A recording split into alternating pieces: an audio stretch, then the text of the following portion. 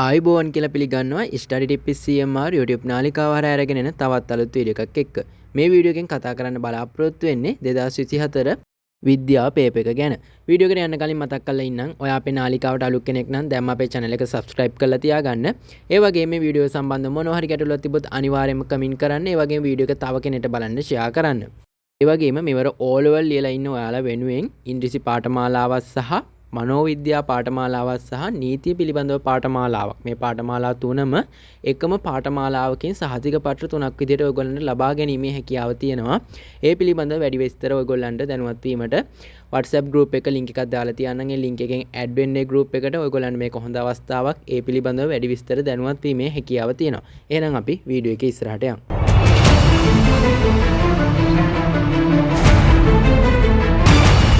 Study tips with CMR.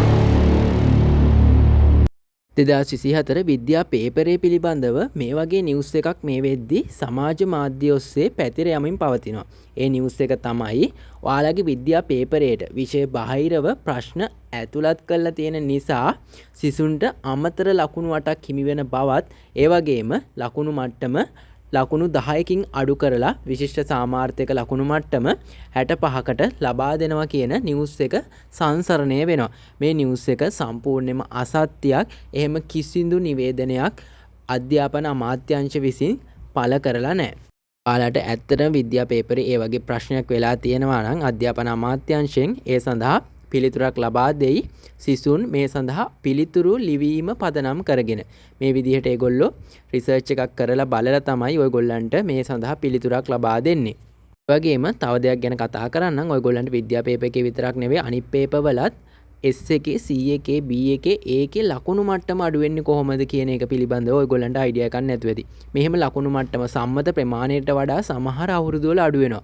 මේ දේ වෙන්නේ ඒගොල්ලෝ බලාපොරොත්තු වෙනවා ඒ සාමාර්ථ 160ක් තියෙයි කියලා. හැබැයි 75න් දුන්නොත් ඒ සාමාර්ථ 160ක් තිබ්බේ නැත්නම් ඒගොල්ලන්ට ඒ percentage එක ගලප ගන්න ඒ සාමාර්ථයේ ලකුණු ප්‍රමාණය ටිකක් අඩු කරලා බලන්න වෙනවා. ඒගොල්ලෝ බලනවා ඊළඟට 68න් දුන්නොත් කී දෙනෙක් පාස් වෙනවද කියලා. මේ දේ පදනම් කරගෙන තමයි ඔයාලගේ පේපර් වල ලකුණු අඩු වෙන්නේ. උදාහරණයක් විදිහට ගණන් පේපර් එක ලකුණු 35න් S එක දුන්නොත් කී දෙනෙක් ෆේල් වෙනවද කියලා බලනවා. ඒ ෆේල් වෙන ප්‍රතිශතය ගොඩාක් වැඩි නම් ඒගොල්ලෝ බලාපොරොත්තු වෙන ප්‍රතිශතයට ඒ ප්‍රතිශතය අඩු කරගන්න අවශ්‍ය නිසා මේගොල්ලෝ ලකුණු ප්‍රමාණය අඩු කරනවා. ඊළඟට බලන ලකුණු 30න් දුන්නොත් කී දෙනෙක් පාස් වෙනවද ෆේල් වෙනවද කියලා. උදාහරණයක් විදිහට හිතන්නකො ලකුණු මට්ටම 30න් දුන්නාට පස්සේ ඒගොල්ලෝ බලාපොරොත්තු වෙන ප්‍රතිශතය පාස් වෙනවා කියලා. එතකොට ඒගොල්ලෝ සම්මත ලකුණු ප්‍රමාණය 30 දක්වා අඩු කරනවා. මේ විදිහට තමයි O level සහ A level වල ලකුණු මට්ටමක් අඩු වුණොත් අඩු වෙන්නේ. මම හිතනවා මේ පිළිබඳව ඔයගොල්ලෝ අයිඩියා එකක් ලබා ගන්න ඇති කියලා. මේ සමාජ මාධ්‍ය ඔස්සේ පැතිර යන පුවත් අසත්‍යයි. ඒ පිළිබඳව ඔයගොල්ලෝ අවධානය යොමු කරන්න. අපි මේ වගේම තවත් අලුත් වීඩියෝ ලින්ක් හම්බෙමු. ඒ වගේම O level වලින් පස්සේ උසස් අධ්‍යාපනයට යන්න බලාපොරොත්තු වෙන ඔයාලට අපේ නාලිකාව හරහා සියලුම තොරතුරු දැනගැනීමේ හැකියාව තියෙනවා. channel එක subscribe කරලා තියාගන්න. දිගටම අපිත් එක්ක එකතු වෙලා ඉන්න. මේ වීඩියෝ එකත් එක්ක එකතු වෙච්ච ඔයාලට සුබ දවසක්. අපි අලුත් වීඩියෝ එකකින් ආයෙත් හම්බෙමු.